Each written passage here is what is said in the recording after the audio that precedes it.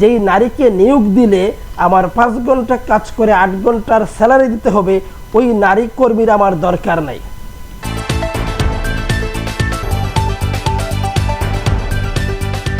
বিসমিল্লাহির রহমানির রহিম। জামাতের আমির ডক্টর শফিকুর রহমান তিনি নিউ ইয়র্কে একটি কথা বলেছেন যে নারীদের কর্মঘণ্টা তিনি কমায়া নিয়ে আসবেন, অর্থাৎ নারীরা যাতে 8 ঘন্টার পরিবর্তে 5 ঘন্টা কাজ করতে পারে সেই দিকটা তিনি নিশ্চিত করবেন যদি জামাত ক্ষমতায় আসে। এখন প্রশ্ন হচ্ছে, জামাতের আমির ডক্টর শফিকুর রহমানের যে নিজস্ব প্রতিষ্ঠান আছে সিলেটের উইমেন্স মেডিকেল কলেজ এবং জামায়াতে ইসলামের যে নিজস্ব প্রতিষ্ঠান ইসলামী ব্যাংক, আলহামরা প্রতিষ্ঠান, এইসব প্রতিষ্ঠানগুলোতে কি 8 ঘন্টার পরিবর্তে নারীরা 5 ঘন্টা কাজ করতেছে? যদি না করে থাকে তাহলে জামাতের এই আমির সাহেব ডক্টর শফিকুর রহমান কেন নিজের প্রতিষ্ঠানকে আগে শুধরাতে না পেরে জাতির সামনে তিনি এরকম একটা প্রতিশ্রুতি দিলেন?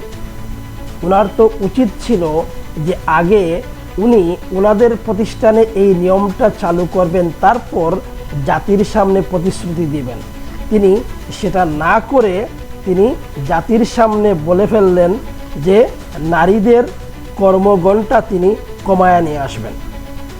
এখন আসেন, উনি যে প্রতিশ্রুতিটা দিছেন যে নারীদের কর্মঘণ্টা তিনি কমায়া নিয়ে আসবেন, সেটা নারীদের জন্য আসলেই কি ভালো নাকি খারাপ?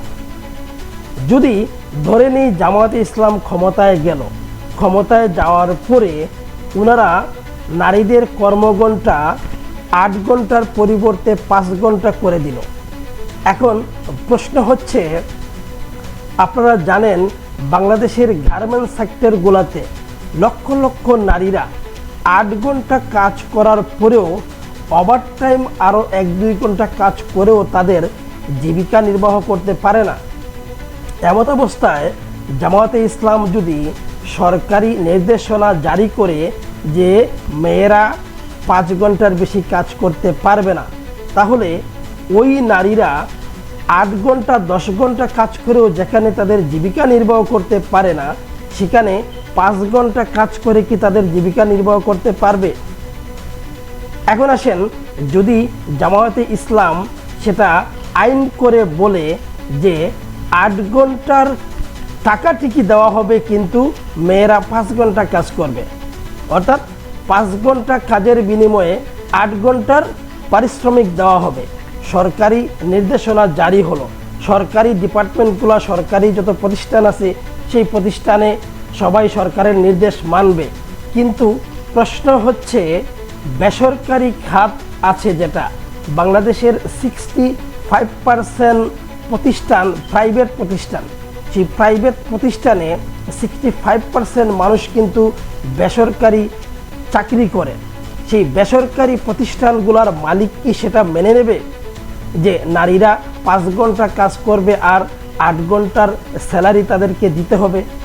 ধরে নিলাম সরকার যদি সেটা আইন করে ফেলে, প্রাইভেট প্রতিষ্ঠানগুলোকে বলবে যে বাধ্যতামূলক নারীদেরকে 5 ঘন্টা কাজ করে 8 ঘন্টার টাকা দিতে হবে, তখন সেই 5 ঘন্টা কাজ করে 8 ঘন্টা টাকা দেওয়ার পরিবর্তে ওই প্রাইভেট সেক্টরের মালিকগুলা আস্তে আস্তে কি করবে, যে তারা বলবে আমার কোনো নারী কর্মী নিয়োগ দেওয়ার দরকারও নাই, আর 5 ঘন্টা কাজ করে 8 ঘন্টার টাকা দেওয়ারও দরকার নাই।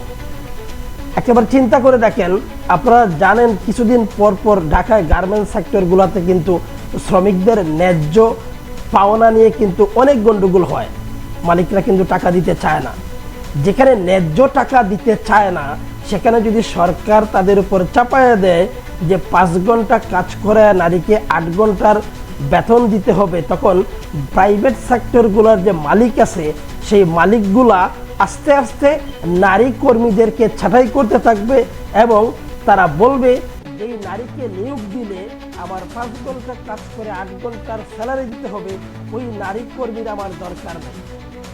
আলটিমেটলি দিন শেষে একসময় দেখা যাবে বাংলাদেশে আর নারী কর্মীরা আর চাকরি খুঁজে পাচ্ছে না এবং জামায়াতে ইসলামের আস্তে আস্তে এই নারী বিদ্বেষী এবং নারীদেরকে যে চাকরি থেকে এবং কর্ম থেকে দূরে থাকার যে প্ল্যানটা, সেই সুদূর প্রসারিত যে প্ল্যানটা, সেটা কিন্তু বাস্তবায়ন হয়ে যাবে।